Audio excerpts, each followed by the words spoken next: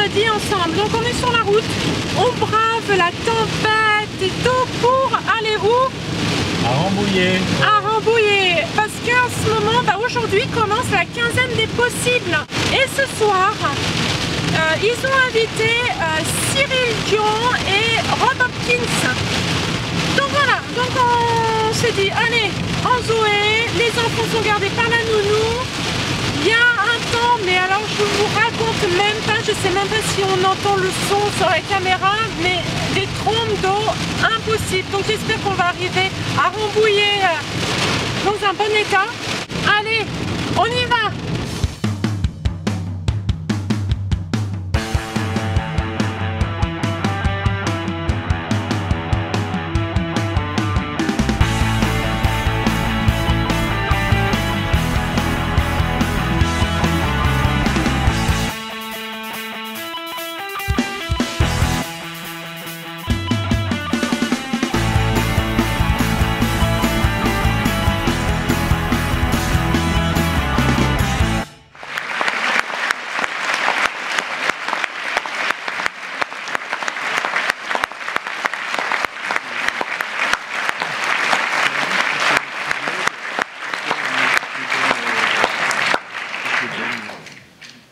Honneur aux femmes, je vais présenter Corinne, d'abord, Corinne Couganor, qui nous fait le plaisir d'être avec nous, qui va gentiment traduire.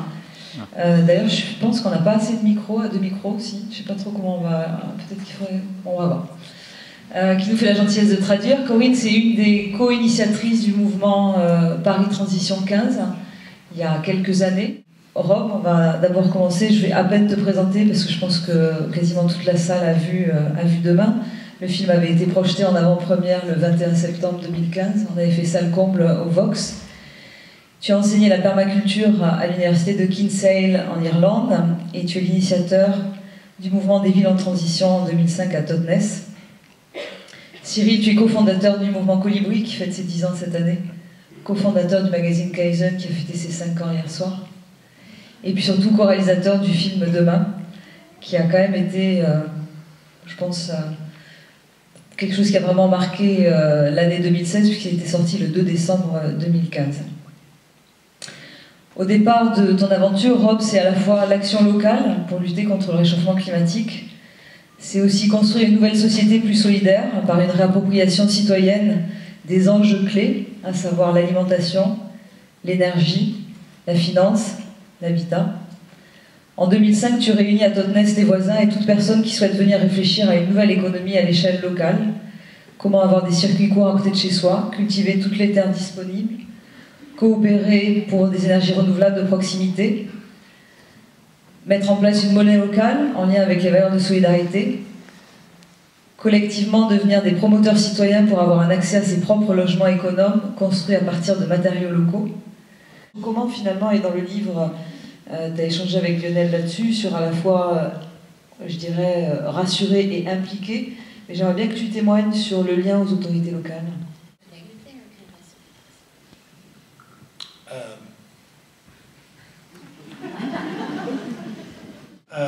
But in my experience, just get started. And in my town, what was really wonderful was that local politicians who were very sceptical about transition and who thought that I was mad. Donc, je vous recommande de juste commencer. Et dans ma ville, de mon expérience, on a commencé et il y avait à l'époque des élus qui pensaient que j'étais complètement cinglée. When we started doing transition in Totnes, we had the two of the projects that people heard most about was the Totnes Pound, the first Totnes Pound. Alors quand on a commencé, il y avait deux projets qui étaient les plus à l'affiche. And we had a project called Totnes, the Nut Tree Capital of Britain. Et donc les deux projets qui étaient les plus connus, c'était la monnaie locale et Totnes, qui est la capitale des noisetiers. To which people's response was, why would you have a nut tree capital of Britain? And why would you say, we are the nut tree capital of Britain? That's who we are. Et donc la réponse en général c'était pourquoi on voudrait être la capitale des noisetiers et pourquoi vous voulez dire ça. But what was really nice was that those politicians, the local politicians, who were quite sceptical, went out from Totnes to other parts of the country, representing the town. Et donc, ce qui s'est passé par la suite, c'est ces élus qui étaient assez sceptiques pour ce mouvement sont sortis, aller dans des réunions dans d'autres villes. And people would say, "Where are you from?" Et on leur posait la question, vous êtes d'où, vous? Oh, I'm from Totnes. Je suis de Totnes. Ah, Totnes Pound. Ah, la livre de You're Totnes. the people doing the nut tree thing. Ah, c'est vous avec les noisetiers. Ah, Transition Town. Ah, les villes en transition. Yes. So it's really nice when a story comes back like that. You know you're doing something right when the story goes out and is coming back like that. Donc, c'est très rassurant de voir, et on se dit, on fait quelque chose de bien quand l'histoire sort et revient vers nous. One woman's daughter, she came and told me that her daughter had gone to Canada on a canoeing holiday. Donc il y a une femme qui est venue dire ah j'ai ma fille qui est partie faire du canoë au Canada. And she was in the middle of one of the Great Lakes in a little canoe all on her own. Elle était sortie toute seule sur un canoë dans un des grands lacs. And she saw somebody else in a canoe, so she thought, well, I'd better be sociable. Donc elle a vu quelqu'un d'autre dans un canoë plus loin. Elle a dit ah faut aller les voir, faut être sociable. So she paddled over to the other canoe, and the woman said, "Oh, hello, where are you from?" Donc elle a fait son chemin vers l'autre canoë et l'autre personne a dit ah vous êtes d'où vous? She said, "I'm from Totnes. Oh, Transition Town, Tom."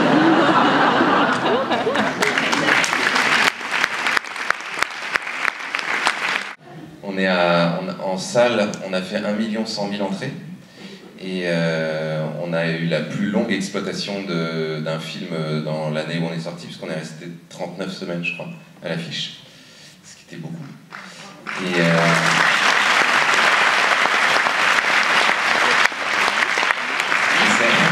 c'est un peu grâce à vous. Hein. C'est même beaucoup grâce à vous.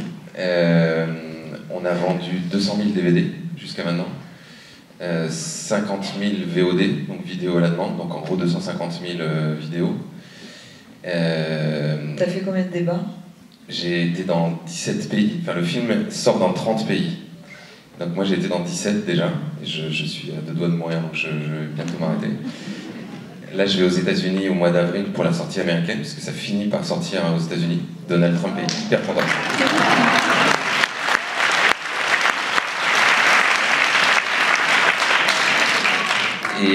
Et justement, en fait, il y a plein de gens qui sont engagés dans le mouvement écologiste, qui voient le film comme un outil de résistance potentielle et en tout cas qui peut redonner de l'énergie au mouvement écologiste qui est un peu déprimé en ce moment là-bas.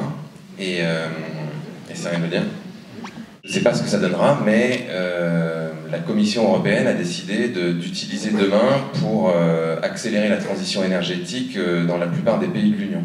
Donc là, il y a le vice-président de la Commission européenne qui fait une tournée dans tous les pays d'Europe et qui nous a demandé de pouvoir projeter demain, en préalable des débats qu'il va avoir, et avec les responsables politiques des différents pays, et avec les citoyens qui sont amenés à venir. Et on a demandé à ce qu'il y ait des espèces de parlements citoyens qui soient créés à travers l'Europe, qui puissent participer à orienter les décisions que prendra la Commission, en plus des rencontres qu'ils ont avec les responsables politiques.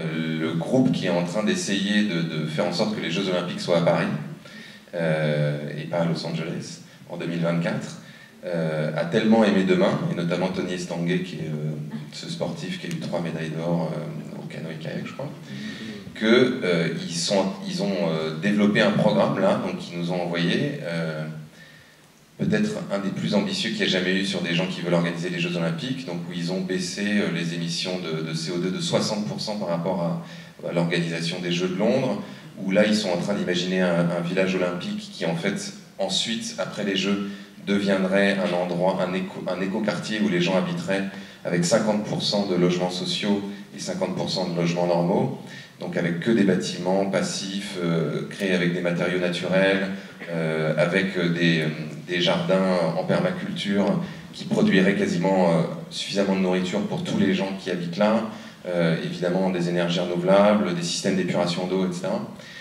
Et voilà, je ne sais pas si c'est bien d'avoir les Jeux Olympiques à Paris, mais je trouve ça marrant et d'une certaine façon encourageant que les gens qui veulent organiser les Jeux Olympiques, après avoir vu le film, se disent « Bon, il faut qu'on change complètement notre dossier et qu'on fasse le truc le plus écolo qu'on n'a jamais fait. » Je trouve que c'est chouette. Quoi. Plein de gens qui ont démarré des groupes de transition, des histoires rigolotes comme quand j'étais à Vienne dans l'Isère, pareil à l'invitation d'une librairie, on se retrouve comme ça à faire un débat dans une salle et je sentais qu'il y avait vachement d'énergie, que les gens avaient envie de faire quelque chose, quoi. Donc au bout d'un moment je leur dis, pour rigoler un peu, je vous préviens, je partirai pas tant que vous ne serez pas donné un rendez-vous pour vous voir après et décider ce que vous allez faire. Et il y a un monsieur qui me prend au mot, donc il se lève, qui dit bah voilà, moi j'habite 15 rue Villemoineau, vous pouvez tous venir chez moi à 15h samedi. Je dis vous êtes sûr que vous avez la place quand même. Bon, et puis bon, le débat passe et je me dis bon voilà, on verra bien. Et 2 mois plus tard, je crois, j'étais au salon du livre et le libraire de Vienne était là sur le stand Actes Sud et il me dit mais en fait vous êtes au courant de ce qui s'est passé? Je dis bah non. Et il me dit, en fait, le samedi, il y avait 45 personnes chez le gars.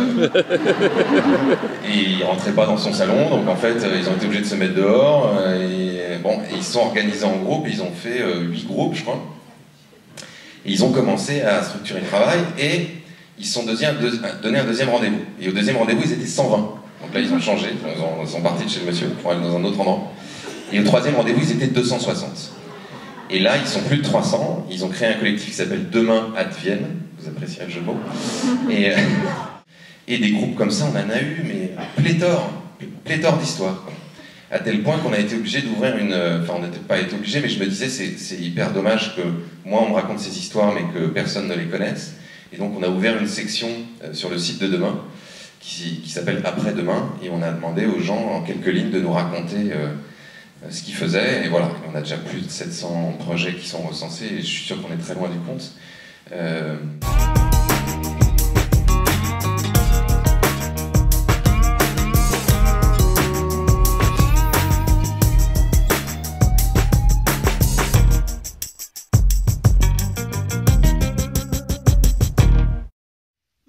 Tellement de choses qui ont été dites et filmées que j'ai plus de batterie dans ma caméra, donc je passe avec mon téléphone pour la suite. C'est ça. Donc voilà, à retenir des choses vraiment positives. On va même pouvoir débuter notre potager en permaculture. Allez-y, profitez de la quinzaine des possibles qui se trouve donc à Rambouillet. Nous, en tout cas, ça nous a reboosté. Si vous avez l'occasion aussi d'aller voir Cyril Dion et Rob Hopkins en conférence, allez-y parce que ça rebooste aussi, mais c'est tellement ouf. Je pense qu'une bonne nuit de sommeil pour remettre tout ça en place, voilà. C'est ça. Bon, faut rentrer? Faut rentrer maintenant. On rentre, vous voyez, il pleut plus. Donc on va rentrer plus tranquillement. Ben, on vous souhaite une bonne journée ou une bonne soirée, ça dépend quand est-ce que vous nous regardez. Et puis, n'hésitez pas à partager cette vidéo, si ça vous a plu. Bien entendu, ou mettre un j'aime aussi en bas de la vidéo aussi, c'est très sympa. Et puis retrouvez-nous bientôt sur la chaîne YouTube de la Greener Family, ou sur le site internet, ou sur la page Facebook, voilà. Sur Twitter, sur Instagram, Pinterest. Ah, je l'ai oublié. Ouais, voilà. Allez, ciao, à bientôt.